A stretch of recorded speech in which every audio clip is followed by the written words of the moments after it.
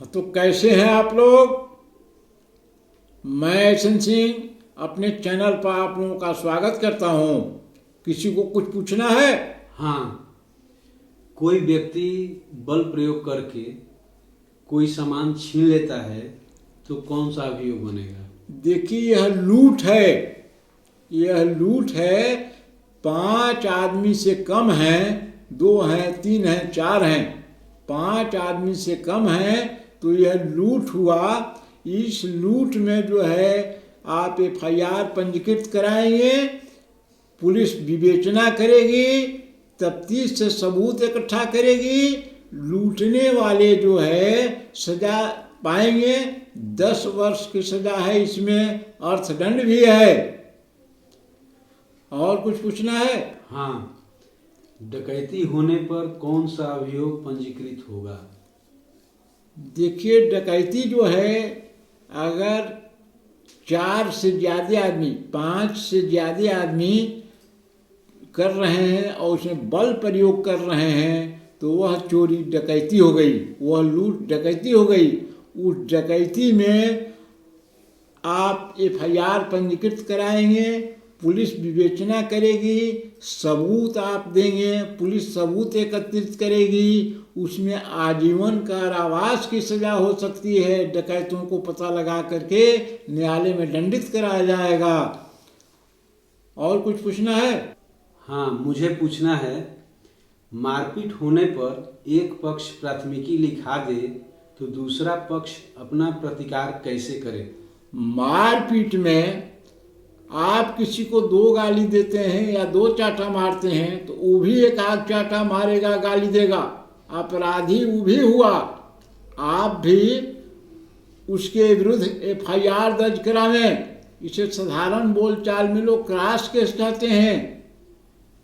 फिर न्यायालय से जैसा होगा दोनों आदमी के लिए होगा, ताकि अपराधी वो भी है। और किसी को कुछ पूछना है? हाँ, किसी की हत्या हो जाती है तो उसके परिजन क्या करें? उसके परिजन इसके लिए FIR दर्ज करावें। FIR होगा 3 प्रति में। FIR की 1 प्रति उनको मिलेगी। पुलिस अपनी कार्रवाई करेगी, जैसे पोस्टमार्टम वगैरह होता है, पुलिस करेगी, विवेचना करेगी, सबूत इकट्ठा करके चार्जशीट लगाई जाएगी। इसके बाद में जो है वो आदमी सज़ा पाएगा। इसमें सज़ा बहुत ज़्यादा है, फांसी, आजीवन कारावास या 10 वर्ष कठोर कारावास है, जुर्माना भी है। और पूछना है कुछ? हाँ, पूछना है, डकैती डालते समय या डकैती से प्राप्त माल को ले जाते समय उन्हें रोकने पर डकैतों द्वारा किसी की हत्या कर देने पर कौन सा अभियोग बनेगा या पंजीकृत होगा? देखिए, डकैती में अगर साथ हत्या हो जा रहा है तो 396 IPC का अभियोग पंजीकृत होगा। 396 IPC का अभियोग पंजीकृत होगा।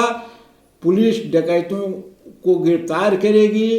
अगर अज्ञात हैं तो पता लगा करके उसकी गिरफ्तारी होगी, उसे न्यायालय में प्रस्तुत किया जाएगा।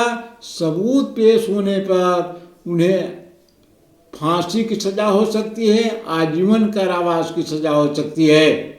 और कुछ पूछना है? हाँ, मुझे ये जानना है कि यदि कोई व्यक्ति किसी दूसरे व्यक्ति की फसल नुकसान की नीयत से काट देता है तब कौन सा अभियोग बनेगा? देखिए, अगर जिसका फसल नुकसान हुआ है वह थाने में जा करके FIR पंजीकृत कराएगा। यह नॉन काइनेबल ऑफेंस है। नॉन काइनेबल ऑफेंस है। इसमें जो है अगर सबूत पहुंचा तो ये 3 माह का, फसल नुकसान करने वाला व्यक्ति 3 माह की सजा से दंडित किया जाएगा और जुर्माना भी देना होगा उसको। और कुछ पूछना है? हाँ, मुझे ये जानना है कि चोरों का समूह कहीं एकत्रित हो तो उनके विरुद्ध कौन सा अभियोग बनेगा? देखिए, जिस तरह से डकैतों का गिरोह इकट्ठा होता है उसी तरह से चोर, नकबजन 2-3 इकट्ठा होते हैं। उस पर जो है अगर किसी तरह सूचना मिलती है, अगर पकड़े जाते हैं, जनता के लोग पकड़ लें या पुलिस के लोग पकड़ लें, तो 401 आईपीसी की धारा लगती है। इसमें सबूत अगर पक्का है तो 7 वर्ष की सज़ा मिलेगी। उन चोरी करने वाले गिरोह के सदस्यों को 7 वर्ष की कठोर कारावास की सज़ा मिलेगी। और कुछ पूछना है? किसी को कुछ पूछना है? हाँ, कोई हत्यारा न्यायालय द्वारा दिए गए दंड को भुगतने के बाद दूसरी बार किसी की हत्या कर देता है तो मृत व्यक्ति के परिजन क्या करें? अच्छा, देखिए, बड़ा अच्छा प्रश्न है। अगर वह सजा भुगतने के बाद पुनः उसी तरह का अपराध दूसरे के साथ करता है तो उसके लिए एफआईआर होगा। एफआईआर कराने के बाद सबूत के पक्ष में पुलिस उस मुकदमे के हवाला देगी और वो आदमी प्राण दंड से दंडित किया जाएगा। और कुछ पूछना है? हाँ, पूछना है। ये जानना है कि चोरी करते समय या चोरी का सामान ले जाते समय रोकने पर उक्त चोर द्वारा हथियार का भय दिखाने पर कौन सा अभियोग बनेगा? वह चोर पूरी तैयारी करके चोरी कर रहा है, आपको भय दिखा रहा है, तो इसमें 382 आईपीसी का धारा लगेगा। पुलिस तफ्तीश करेगी, पुलिस सबूत पेश करेगी।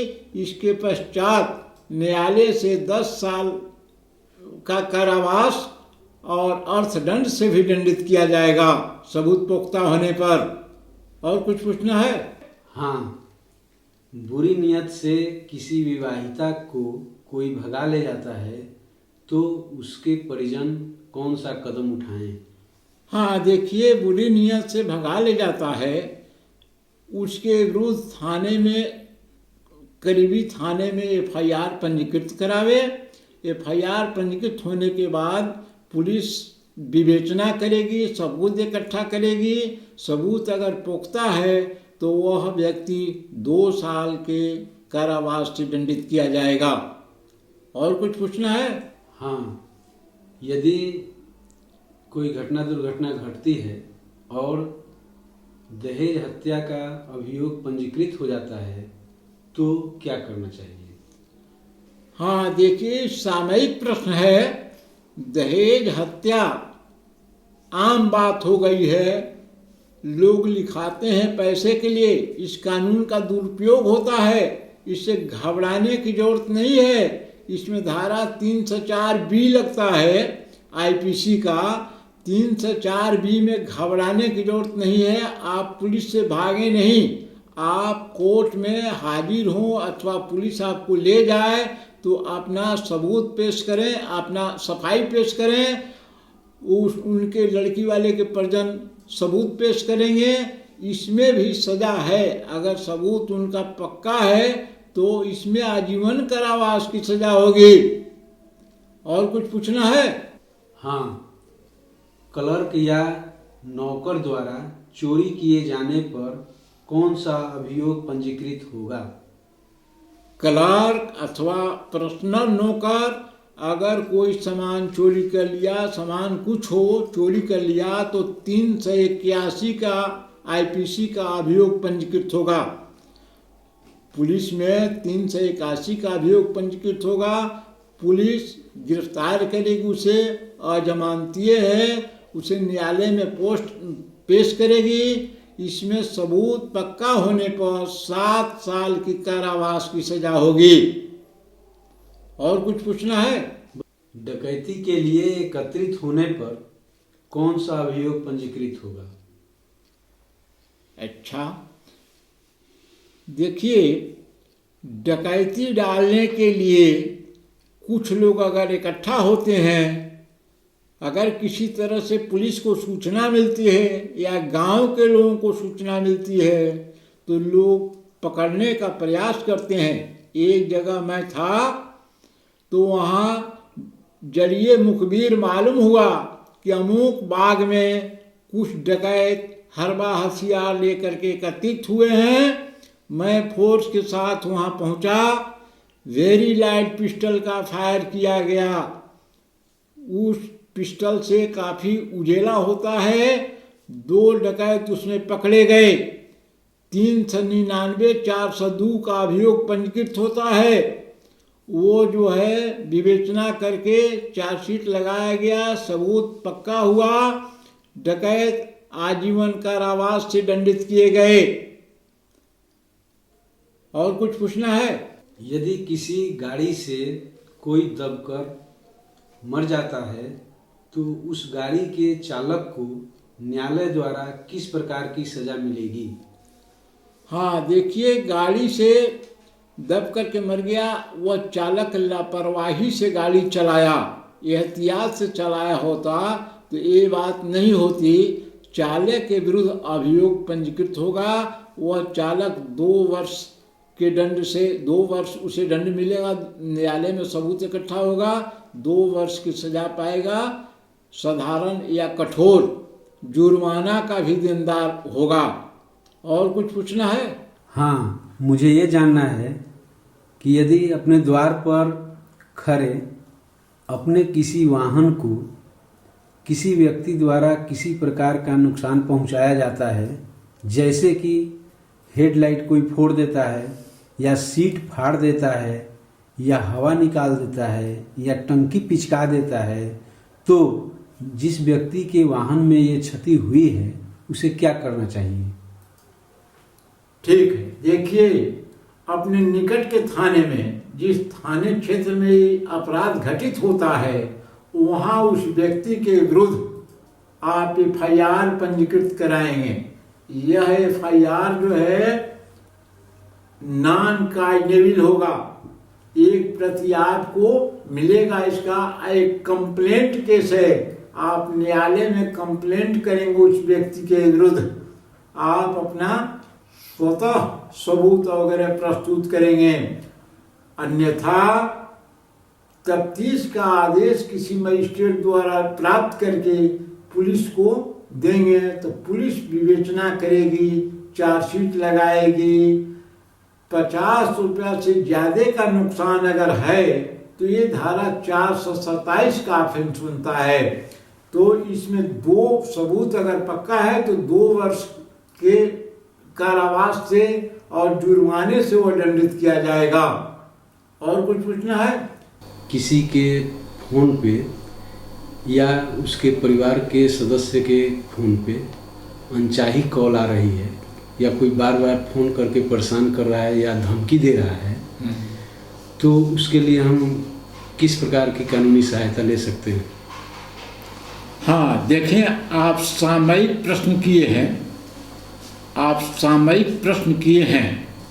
ये इस युग में, इस समय, इस परिवेश में लोग ऐसा किया करते हैं। बहुत से लोगों ने हमसे राय लिया था। इसमें आप थाने में FIR करेंगे। अगर धमकी जान मारने की है या मारपीट करने की है या लूटपाट करने की है, धमकी है, तो 5 से 6 IPC का अभियोग इसमें थाने में पंजीकृत होगा। अभियोग 3 प्रति में पंजीकृत किया जाएगा। 1 प्रति आप वादी हैं उस अभियोग के तो आपको दिया जाएगा। ये मूल प्रति जो है न्यायालय को भेज दिया जाएगा उचित माध्यम से। और तीसरी प्रति जिल्द में ही रह जाएगी। आपको 1 प्रति मिले और उसमें 5 से 6 का अभियोग है। यह पहले हस्तक्षेपीय अपराध था, लेकिन सरकार अब इसे हस्तक्षेपीय बना रखी है। इसमें अगर अपराध सिद्ध हो गया तो 2 वर्ष की सज़ा या जुर्माना या दोनों उस व्यक्ति को मिलेगा और निकालने से पता चल जाएगा कि यह कौन व्यक्ति है। पुलिस यदि FIR दर्ज करने में आनाकानी करे तब कोई कैसा कदम उठाए, कौन सा कदम उठाए? पुलिस अगर यदि FIR दर्ज करने में आनाकानी कर रही है तो आप उच्च अधिकारी से मिलें, उच्च अधिकारी से SP DSP से मिलें और उनसे बतावें अपनी दिक्कत परेशानी। अगर वहाँ से भी आपको निराशा ही मिलती है तो CGM कोर्ट में 156(3) में एप्लीकेशन आप देंगे, CGM साहब आदेश करेंगे उस थाने के लिए अभियोग पंजीकृत करके विवेचना करने के लिए, जैसा अभियोग होगा। इसमें दिक्कत परेशानी की कोई बात नहीं। अधिकारी जो है आपका FIR ज़्यादा संभव है कि दर्ज करा देंगे। अगर वो नहीं वहाँ से हो पाता है तो आप CGM महोदय के न्यायालय में परिवाद दायर करेंगे। वह बहुत आसान तरीका है, उससे आपका FIR दर्ज हो जाएगा, नेम्ड हो या अज्ञात हो। यदि किसी व्यक्ति की गाड़ी कहीं से चोरी हो जाती है तो वह कौन सा कदम उठाए, किसे सूचना दे? हाँ, देखें, अगर गाड़ी चोरी हो रही है तो आप अपने निकटतम थाना में FIR इसका पंजीकृत करावें। FIR नेम्ड हो या अज्ञात हो, गाड़ी के विषय में आप चोरी का अगर जानते हैं चोर को कि अमुक व्यक्ति ऐसा किया है तो उसका नाम लिखावें, और नहीं तो अज्ञात में ही चोरी का अभियोग लिखावें। ये धारा 379 लगेगा। अगर बाहर से चोरी है, अगर कहीं आप कमरे में रखे हैं तो 380 का धारा पंजीकृत होगा। इसमें अगर अभियोग सिद्ध हो गया, चोर पर अभियोग सिद्ध हो गया तो 3 वर्ष की सजा इसमें है और जुर्माना भी है या दोनों है। कि यदि किसी की गाड़ी चोरी हो जाए और अपराधी द्वारा, जिसने गाड़ी चुराई है, उसके द्वारा आपराधिक कार्यों में उस गाड़ी का उपयोग हो रहा हो, तो क्या पुलिस उस व्यक्ति को जिसकी गाड़ी है उसे भी परेशान करेगी या वो भी कानूनी झंझटों में पड़ सकता है? हाँ, देखिए, इसमें परेशान होने की जरूरत नहीं है। पुलिस जो है परेशान नहीं करेगी, आपसे पूछताछ अवश्य करेगी कि गाड़ी आपकी है और आपने क्या दे रखा है इस अपराधी को जो इससे अपराधी कृत्य करता है।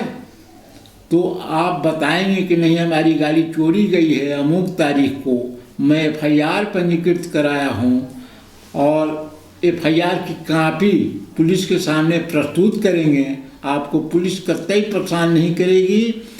वह अपराधी जिस तरह का अपराध किया है उस तरह का उसके खिलाफ अभियोग पंजीकृत होगा और वह जेल जाएगा। यदि गाड़ी खोने के बाद या चोरी होने के बाद कोई FIR न कराए और उसका आपराधिक कार्यों में उपयोग हो, तब क्या होगा?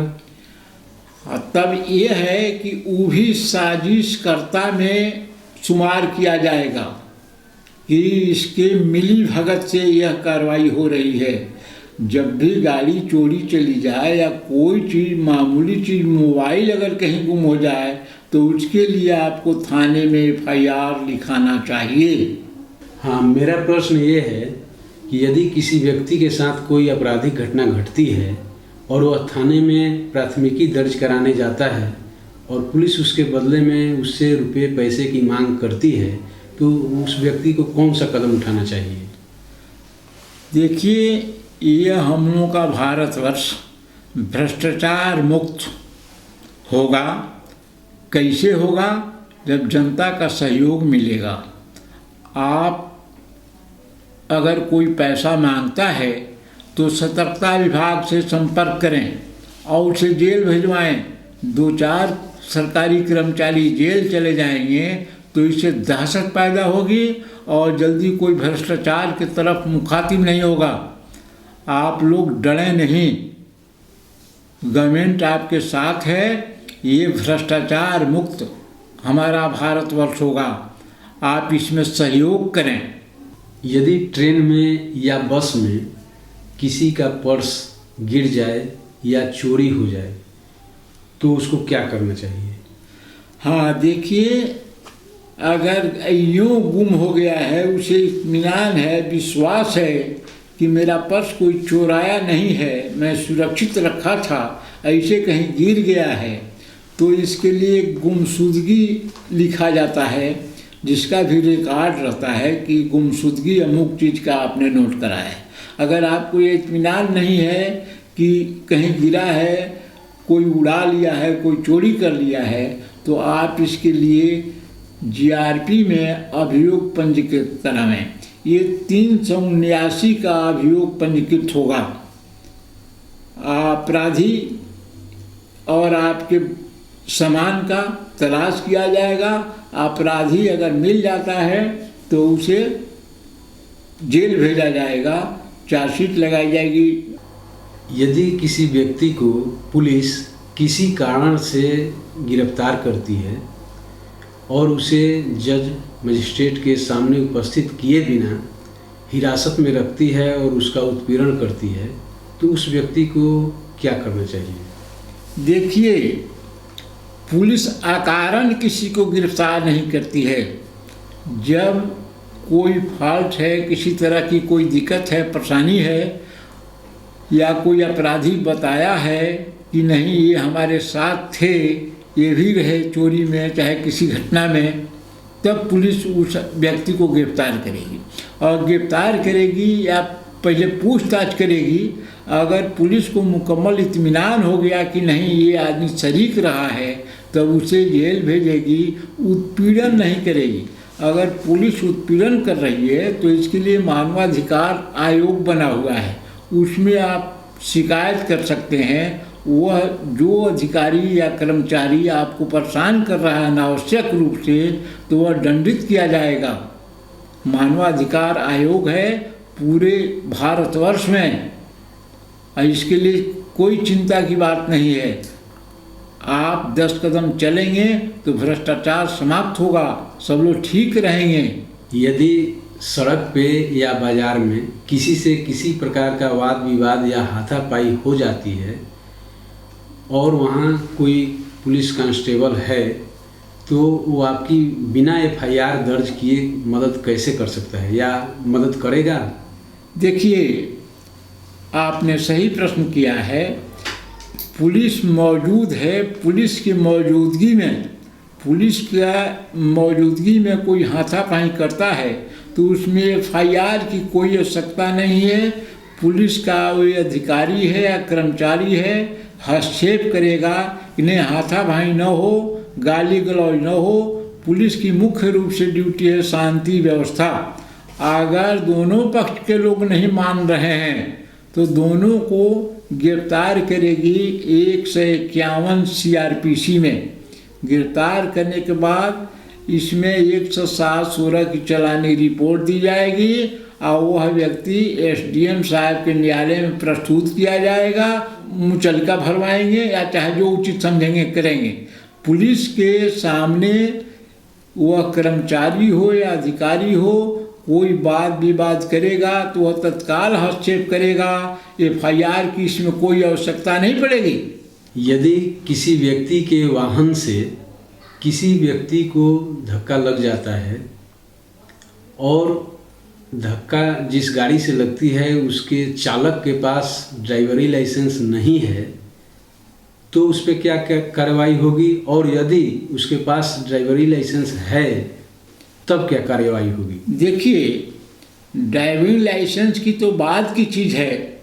धक्का अगर किसी को लग गया किसी वाहन से, तो चालक के विरुद्ध एफआईआर पंजीकृत होगा।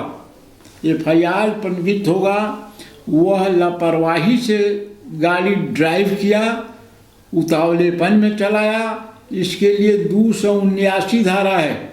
279 में एफआईआर पंजीकृत होगा। और अगर जिसको जो चोट खाया है अगर ज़्यादा चोट है तो 338, अगर कम चोट है मामूली चोट है तो 337 का अभियोग पंजीकृत होगा जो हस्तक्षेपीय होगा। 337 में 6 माह की सज़ा है, 338 में 2 वर्ष की सज़ा है।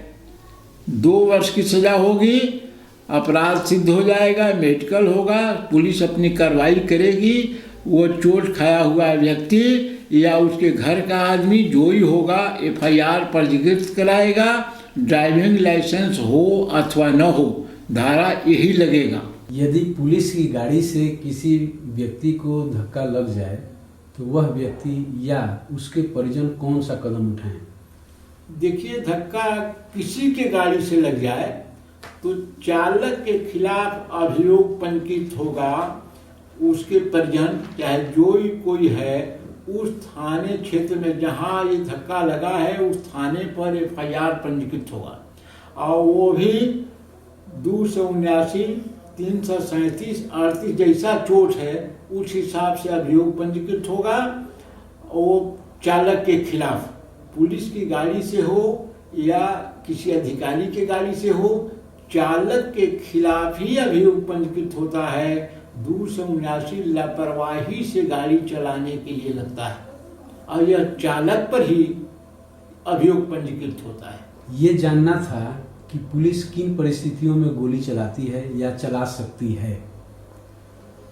जो परिस्थिति गोली चलाने का या किसी की जान लेने का है, वो परिस्थिति आपके सामने यदि उपस्थित है तो आप भी उस कृत्य को कर सकते हैं। जो अधिकार पुलिस को है गोली चलाने के लिए, वही अधिकार आपको है यदि लाइसेंसी राइफल बंदूक आपके पास है। यह जान माल सुरक्षा के लिए है। पुलिस भी गोली चलाती है तो धारा 99 आईपीसी धारा 100 के पाबंदियों को अख्तियार में करते हुए जान माल की सुरक्षा के लिए, चाहे जनता की सुरक्षा के लिए पुलिस गोली चलाती है। आप भी अपने सुरक्षार्थ गोली चला सकते हैं। अगर आप पर संकट है, किसी तरह की जान जाने की जोखिम है तो आप गोली चला सकते हैं। वो अधिकार आपके पास भी है। तो कैसे हैं आप लोग? मैं ऐसन सिंह अपने चैनल पर आप लोगों का स्वागत करता हूं। किसी को कुछ पूछना है? हाँ, कोई व्यक्ति बल प्रयोग करके कोई सामान छीन लेता है तो कौन सा अभियोग बनेगा? देखिए, यह लूट है। यह लूट है। 5 आदमी से कम हैं, 2 हैं, 3 हैं, 4 हैं, 5 आदमी से कम हैं तो यह लूट हुआ। इस लूट में जो है आप एफआईआर पंजीकृत कराएंगे, पुलिस विवेचना करेगी, तफ्तीश से सबूत इकट्ठा करेगी। लूटने वाले जो है सजा पाएंगे। 10 वर्ष की सजा है, इसमें अर्थदंड भी है। और कुछ पूछना है? हाँ, डकैती होने पर कौन सा अभियोग पंजीकृत होगा? देखिए, डकैती जो है अगर 4 से ज़्यादा आदमी, 5 से ज़्यादा आदमी कर रहे हैं और उसमें बल प्रयोग कर रहे हैं तो वह चोरी डकैती हो गई, वह लूट डकैती हो गई। उस डकैती में आप एफआईआर पंजीकृत कराएंगे, पुलिस विवेचना करेगी, सबूत आप देंगे, पुलिस सबूत एकत्रित करेगी। उसमें आजीवन कारावास की सजा हो सकती है। डकैतों को पता लगा करके न्यायालय में दंडित कराया जाएगा। और कुछ पूछना है? हाँ, मुझे पूछना है, मारपीट होने पर एक पक्ष प्राथमिकी लिखा दे तो दूसरा पक्ष अपना प्रतिकार कैसे करे? मारपीट में आप किसी को 2 गाली देते हैं या 2 चाटा मारते हैं तो वो भी एक आध चाटा मारेगा, गाली देगा। अपराधी वो भी हुआ। आप भी उसके विरुद्ध एफआईआर दर्ज करावें। इसे साधारण बोलचाल में लोग क्रॉस केस कहते हैं। फिर न्यायालय से जैसा होगा दोनों आदमी के लिए होगा, ताकि अपराधी वो भी है। और किसी को कुछ पूछना है? हाँ, किसी की हत्या हो जाती है तो उसके परिजन क्या करें? उसके परिजन इसके लिए एफआईआर दर्ज करावें। एफआईआर होगा 3 प्रति में। एफआईआर की 1 प्रति उनको मिलेगी। पुलिस अपनी कार्रवाई करेगी, जैसे पोस्टमार्टम वगैरह होता है पुलिस करेगी, विवेचना करेगी, सबूत इकट्ठा करके चार्जशीट लगाई जाएगी। इसके बाद में जो है वो आदमी सजा पाएगा। इसमें सजा बहुत ज़्यादा है, फांसी, आजीवन कारावास या 10 वर्ष कठोर कारावास है, जुर्माना भी है। और पूछना है कुछ? हाँ, पूछना है। डकैती डालते समय या डकैती से प्राप्त माल को ले जाते समय उन्हें रोकने पर डकैतों द्वारा किसी की हत्या कर देने पर कौन सा अभियोग बनेगा या पंजीकृत होगा? देखिए, डकैती में अगर साथ हत्या हो जा रहा है तो 396 आईपीसी का अभियोग पंजीकृत होगा। 396 आईपीसी का अभियोग पंजीकृत होगा। पुलिस डकैतों को गिरफ्तार करेगी। अगर अज्ञात हैं तो पता लगा करके उसकी गिरफ्तारी होगी, उसे न्यायालय में प्रस्तुत किया जाएगा। सबूत पेश होने पर उन्हें फांसी की सजा हो सकती है, आजीवन कारावास की सजा हो सकती है। और कुछ पूछना है? हाँ, मुझे ये जानना है कि यदि कोई व्यक्ति किसी दूसरे व्यक्ति की फसल नुकसान की नीयत से काट देता है तब कौन सा अभियोग बनेगा? देखिए, अगर जिसका फसल नुकसान हुआ है वह थाने में जा करके एफआईआर पंजीकृत कराएगा।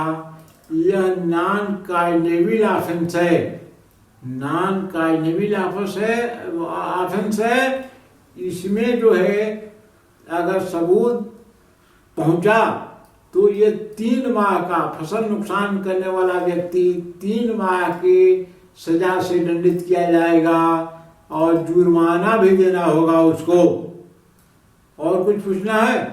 हाँ, मुझे ये जानना है कि चोरों का समूह कहीं एकत्रित हो तो उनके विरुद्ध कौन सा अभियोग बनेगा? देखिए, जिस तरह से डकैतों का गिरोह इकट्ठा होता है उसी तरह से चोर नकबजन 2-3 इकट्ठा होते हैं।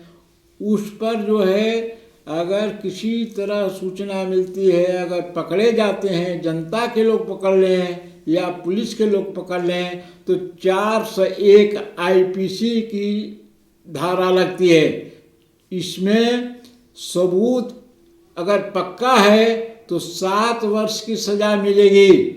उन चोरी करने वाले गिरोह के सदस्यों को 7 वर्ष की कठोर कारावास की सजा मिलेगी। और कुछ पूछना है? किसी को कुछ पूछना है? हाँ, कोई हत्यारा न्यायालय द्वारा दिए गए दंड को भुगतने के बाद दूसरी बार किसी की हत्या कर देता है तो मृत व्यक्ति के परिजन क्या करें? अच्छा, देखिए, बड़ा अच्छा प्रश्न है। अगर वह सजा भुगतने के बाद पुनः उसी तरह का अपराध दूसरे के साथ करता है तो उसके लिए एफआईआर होगा। एफआईआर कराने के बाद सबूत के पक्ष में पुलिस उस मुकदमे के हवाला देगी और वो आदमी प्राण दंड से दंडित किया जाएगा। और कुछ पूछना है? हाँ, पूछना है। ये जानना है कि चोरी करते समय या चोरी का सामान ले जाते समय रोकने पर उक्त चोर द्वारा हथियार का भय दिखाने पर कौन सा अभियोग बनेगा? वह चोर पूरी तैयारी करके चोरी कर रहा है, आपको भय दिखा रहा है, तो इसमें 382 आईपीसी का धारा लगेगा। पुलिस तफ्तीश करेगी, पुलिस सबूत पेश करेगी। इसके पश्चात न्यायालय से 10 साल का कारावास और अर्थदंड से भी दंडित किया जाएगा सबूत पुख्ता होने पर। और कुछ पूछना है? हाँ, बुरी नियत से किसी विवाहिता को कोई भगा ले जाता है तो उसके परिजन कौन सा कदम उठाएं? हाँ, देखिए, बुरी नियत से भगा ले जाता है उसके विरुद्ध थाने में, करीबी थाने में एफआईआर पंजीकृत करावे। एफआईआर पंजीकृत होने के बाद पुलिस विवेचना करेगी, सबूत इकट्ठा करेगी। सबूत अगर पुख्ता है तो वह व्यक्ति 2 साल के कारावास से दंडित किया जाएगा। और कुछ पूछना है? हाँ, यदि कोई दुर्घटना घटती है और दहेज हत्या का अभियोग पंजीकृत हो जाता है तो क्या करना चाहिए? हाँ, देखिए, सामयिक प्रश्न है। दहेज हत्या आम बात हो गई है। लोग लिखाते हैं पैसे के लिए। इस कानून का दुरुपयोग होता है। इससे घबराने की जरूरत नहीं है। इसमें धारा 304B लगता है आईपीसी का। 304B में घबराने की जरूरत नहीं है। आप पुलिस से भागे नहीं। आप कोर्ट में हाजिर हों अथवा पुलिस आपको ले जाए तो अपना सबूत पेश करें, अपना सफाई पेश करें। उनके लड़की वाले के परिजन सबूत पेश करेंगे। इसमें भी सजा है। अगर सबूत उनका पक्का है तो इसमें आजीवन कारावास की सजा होगी। और कुछ पूछना है? हाँ, क्लर्क या नौकर द्वारा चोरी किए जाने पर कौन सा अभियोग पंजीकृत होगा? क्लर्क अथवा पर्सनल नौकर अगर कोई सामान चोरी कर लिया, सामान कुछ हो चोरी कर लिया, तो 381 का आईपीसी का अभियोग पंजीकृत होगा। पुलिस में 381 का अभियोग पंजीकृत होगा। पुलिस गिरफ्तार करेगी उसे, अजमानतीय है, उसे न्यायालय में पेश करेगी। इसमें सबूत पक्का होने पर 7 साल की कारावास की सजा होगी। और कुछ पूछना है? डकैती के लिए एकत्रित होने पर कौन सा अभियोग पंजीकृत होगा? अच्छा, देखिए, डकैती डालने के लिए कुछ लोग अगर इकट्ठा होते हैं, अगर किसी तरह से पुलिस को सूचना मिलती है या गांव के लोगों को सूचना मिलती है तो लोग पकड़ने का प्रयास करते हैं। एक जगह मैं था तो वहाँ जरिए मुखबिर मालूम हुआ कि अमुक बाग में कुछ डकैत हरबा हथियार लेकर के एकत्रित हुए हैं। मैं फोर्स के साथ वहाँ पहुँचा। वेरी लाइट पिस्टल का फायर किया गया। उस पिस्टल से काफ़ी उजेला होता है। 2 डकैत उसमें पकड़े गए। 399 402 का अभियोग पंजीकृत होता है। वो जो है विवेचना करके चार्जशीट लगाया गया, सबूत पक्का हुआ, डकैत आजीवन कारावास से दंडित किए गए। और कुछ पूछना है? यदि किसी गाड़ी से कोई दबकर मर जाता है तो उस गाड़ी के चालक को न्यायालय द्वारा किस प्रकार की सजा मिलेगी? हाँ, देखिए, गाड़ी से दब करके मर गया, वह चालक लापरवाही से गाड़ी चलाया, एहतियात से चलाया होता तो ये बात नहीं होती। चालक के विरुद्ध अभियोग पंजीकृत होगा। वह चालक 2 वर्ष के दंड से 2 वर्ष उसे दंड मिलेगा। न्यायालय में सबूत इकट्ठा होगा, 2 वर्ष की सजा पाएगा। साधारण या कठोर जुर्माना का भी देनदार होगा। और कुछ पूछना है? हाँ, मुझे ये जानना है कि यदि अपने द्वार पर खड़े अपने किसी वाहन को किसी व्यक्ति द्वारा किसी प्रकार का नुकसान पहुंचाया जाता है, जैसे कि हेडलाइट कोई फोड़ देता है या सीट फाड़ देता है या हवा निकाल देता है या टंकी पिचका देता है, तो जिस व्यक्ति के वाहन में ये क्षति हुई है उसे क्या करना चाहिए?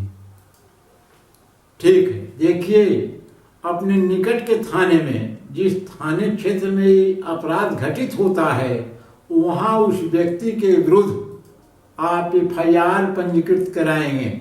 यह FIR जो है नॉन काइनेबल होगा। एक प्रति आपको मिलेगा। इसका एक कंप्लेंट केस है। आप न्यायालय में कंप्लेंट करेंगे उस व्यक्ति के विरुद्ध। आप अपना स्वतः सबूत वगैरह प्रस्तुत करेंगे। अन्यथा तफ्तीश का आदेश किसी मजिस्ट्रेट द्वारा प्राप्त करके पुलिस को देंगे तो पुलिस विवेचना करेगी, चार्जशीट लगाएगी।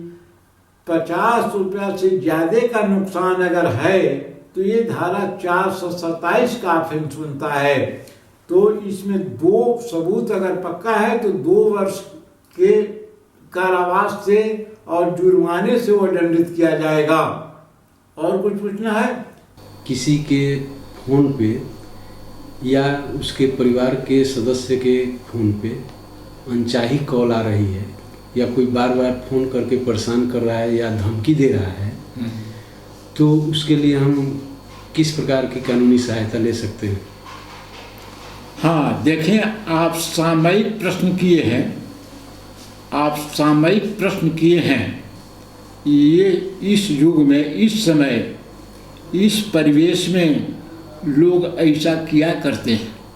बहुत से लोगों ने हमसे राय लिया था, इसमें आप थाने में FIR करेंगे। अगर धमकी जान मारने की है या मारपीट करने की है या लूटपाट करने की है, धमकी है, तो 5 से 6 IPC का अभियोग इसमें थाने में पंजीकृत होगा। अभियोग 3 प्रति में पंजीकृत किया जाएगा। 1 प्रति आप वादी हैं उस अभियोग के, तो आपको दिया जाएगा। ये मूल प्रति जो है न्यायालय को भेज दिया जाएगा उचित माध्यम से, और तीसरी प्रति जिल्द में ही रह जाएगी। आपको 1 प्रति मिले और उसमें 5 से 6 का अभियोग है। यह पहले अहक्षेपीय अपराध था, लेकिन सरकार अब इसे हस्तक्षेपीय बना रखी है। इसमें अगर अपराध सिद्ध हो गया तो 2 वर्ष की सज़ा या जुर्माना या दोनों उस व्यक्ति को मिलेगा, और निकालने से पता चल जाएगा कि यह कौन व्यक्ति है। पुलिस यदि FIR दर्ज करने में आनाकानी करे तब कोई कैसा कदम उठाए, कौन सा कदम उठाए? पुलिस अगर यदि FIR दर्ज करने में आनाकानी कर रही है तो आप उच्च अधिकारी से मिलें, उच्च अधिकारी से SP DSP से मिलें और उनसे बताएं अपनी दिक्कत परेशानी। अगर वहाँ से भी आपको निराशा ही मिलती है तो CGM कोर्ट में 156(3) में एप्लीकेशन आप देंगे। CGM साहब आदेश करेंगे उस थाने के लिए अभियोग पंजीकृत करके विवेचना करने के लिए, जैसा अभियोग होगा। इसमें दिक्कत परेशानी की कोई बात नहीं। अधिकारी जो है आपका FIR ज़्यादा संभव है कि दर्ज करा देंगे। अगर वो नहीं वहाँ से हो पाता है तो आप CGM महोदय के न्यायालय में परिवाद दायर करेंगे। वह बहुत आसान तरीका है, उससे आपका FIR दर्ज हो जाएगा, नेम्ड हो या अज्ञात हो। यदि किसी व्यक्ति की गाड़ी कहीं से चोरी हो जाती है तो वह कौन सा कदम उठाए, किसे सूचना दे? हाँ, देखें, अगर गाड़ी चोरी हो रही है तो आप अपने निकटतम थाना में FIR इसका पंजीकृत करावें।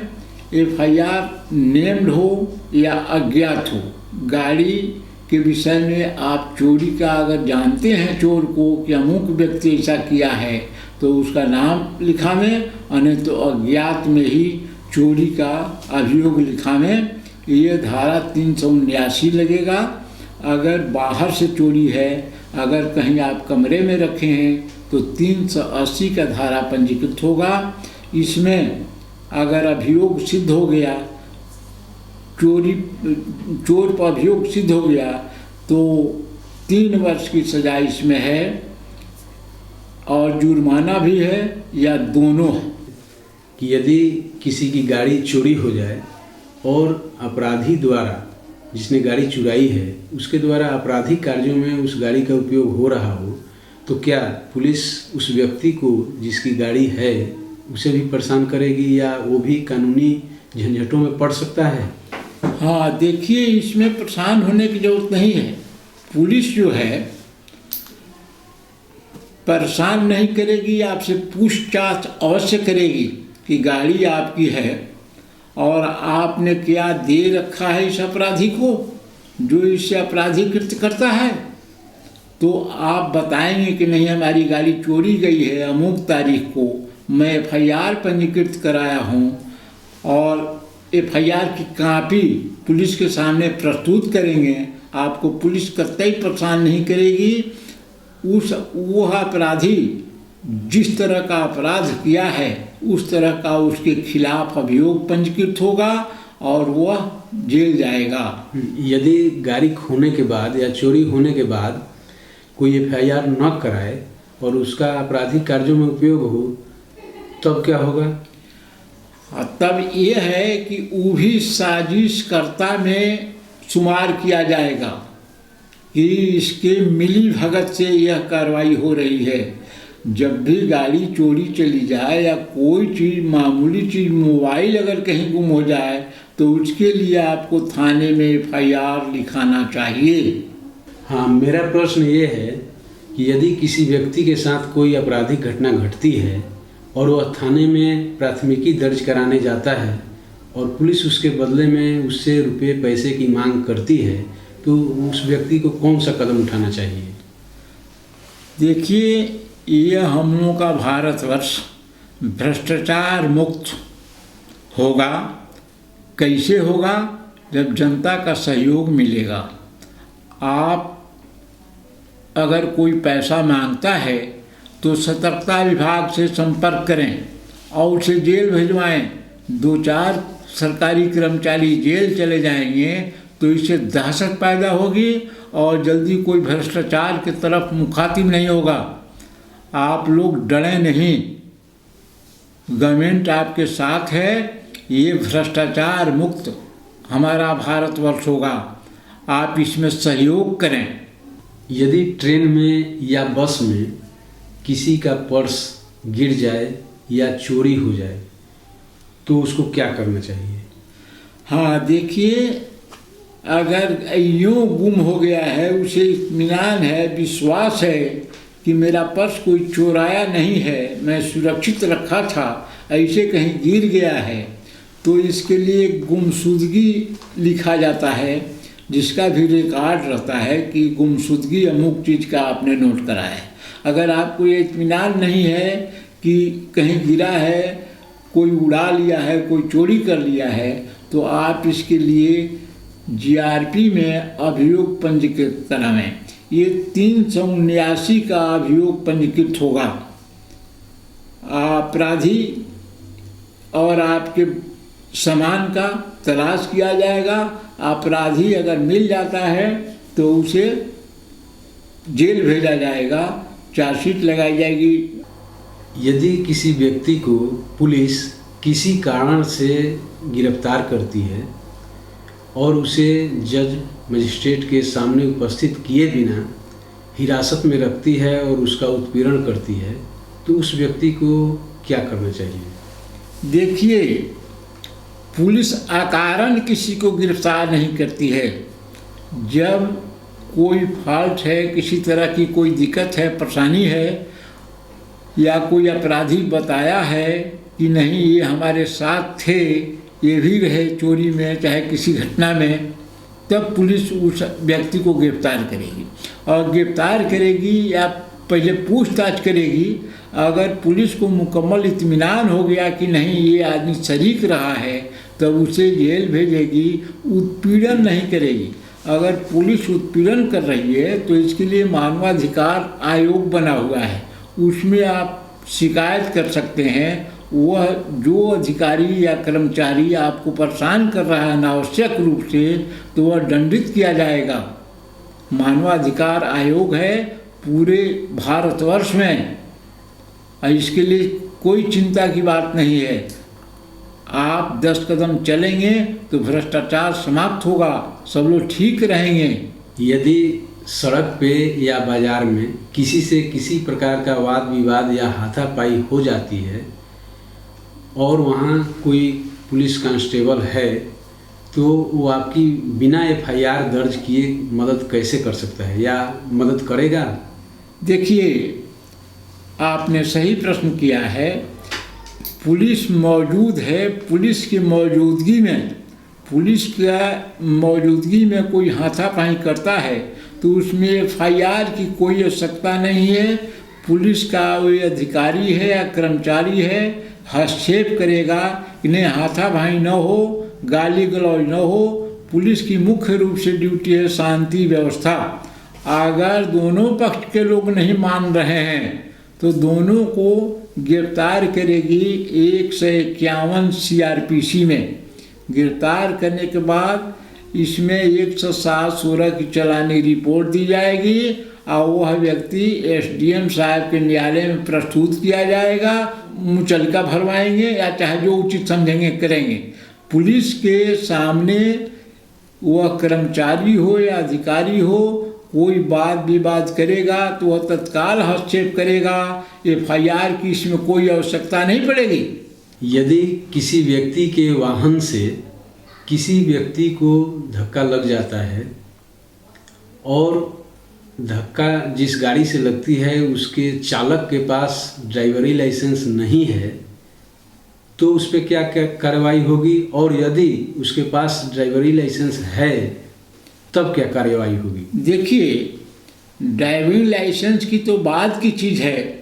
धक्का अगर किसी को लग गया किसी वाहन से तो चालक के विरुद्ध एफआईआर पंजीकृत होगा।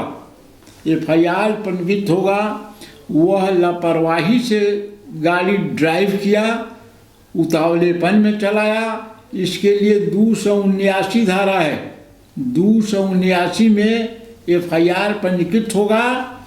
और अगर जिसको जो चोट खाया है अगर ज़्यादा चोट है तो 338, अगर कम चोट है मामूली चोट है तो 337 का अभियोग पंजीकृत होगा जो हस्तक्षेपीय होगा।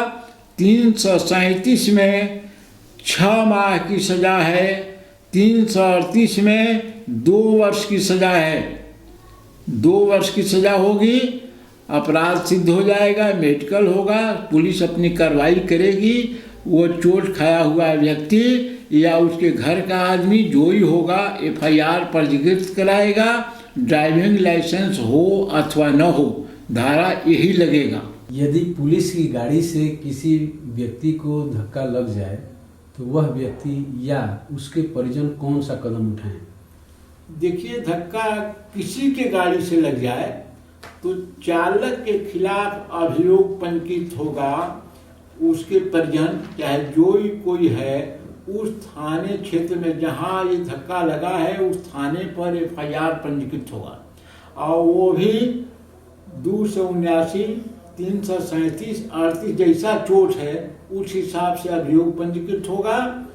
वो चालक के खिलाफ पुलिस की गाड़ी से हो या किसी अधिकारी के गाड़ी से हो, चालक के खिलाफ ही अभियोग पंजीकृत होता है। 279 लापरवाही से गाड़ी चलाने के लिए लगता है और यह चालक पर ही अभियोग पंजीकृत होता है। ये जानना था कि पुलिस किन परिस्थितियों में गोली चलाती है या चला सकती है। जो परिस्थिति गोली चलाने का या किसी की जान लेने का है, वो परिस्थिति आपके सामने यदि उपस्थित है तो आप भी उस कृत्य को कर सकते हैं। जो अधिकार पुलिस को है गोली चलाने के लिए, वही अधिकार आपको है यदि लाइसेंसी राइफल बंदूक आपके पास है। यह जान माल सुरक्षा के लिए है।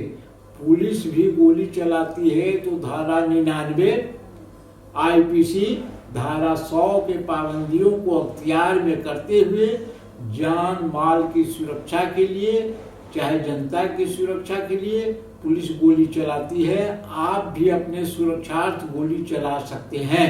अगर आप पर संकट है, किसी तरह की जान जाने की जोखिम है तो आप गोली चला सकते हैं। वो अधिकार आपके पास भी है। कोई व्यक्ति बल प्रयोग करके कोई सामान छीन लेता है तो कौन सा अभियोग बनेगा? देखिए, यह लूट है। यह लूट है। 5 आदमी से कम हैं, 2 हैं, 3 हैं, 4 हैं, 5 आदमी से कम हैं तो यह लूट हुआ। इस लूट में जो है आप एफआईआर पंजीकृत कराएंगे, पुलिस विवेचना करेगी, तफ्तीश से सबूत इकट्ठा करेगी। लूटने वाले जो है सजा पाएंगे। 10 वर्ष की सजा है, इसमें अर्थदंड भी है। और कुछ पूछना है? हाँ, डकैती होने पर कौन सा अभियोग पंजीकृत होगा? देखिए, डकैती जो है अगर 4 से ज़्यादा आदमी, 5 से ज़्यादा आदमी कर रहे हैं और उसमें बल प्रयोग कर रहे हैं, तो वह चोरी डकैती हो गई, वह लूट डकैती हो गई।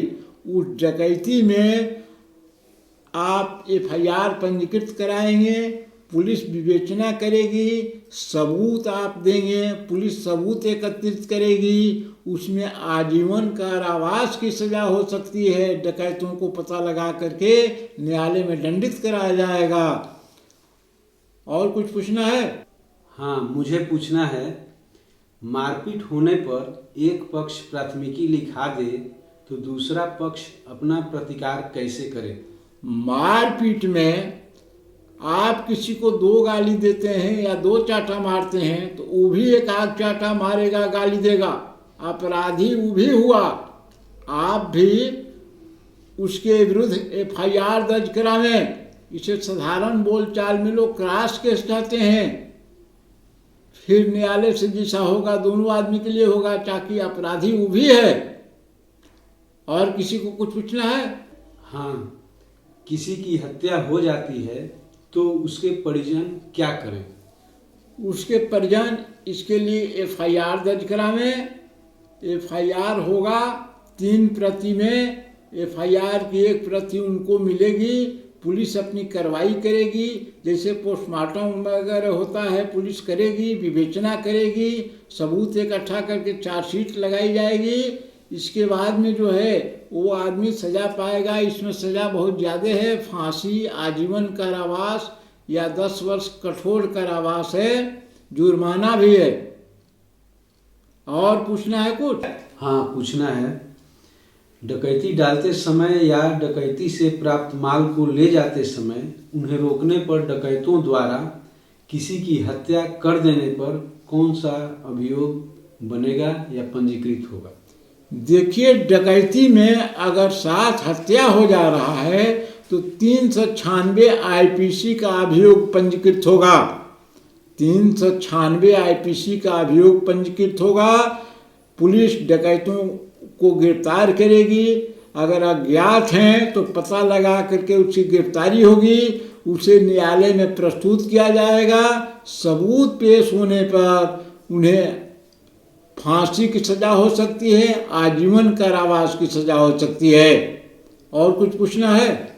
हाँ, मुझे ये जानना है कि यदि कोई व्यक्ति किसी दूसरे व्यक्ति की फसल नुकसान की नीयत से काट देता है तब कौन सा अभियोग बनेगा?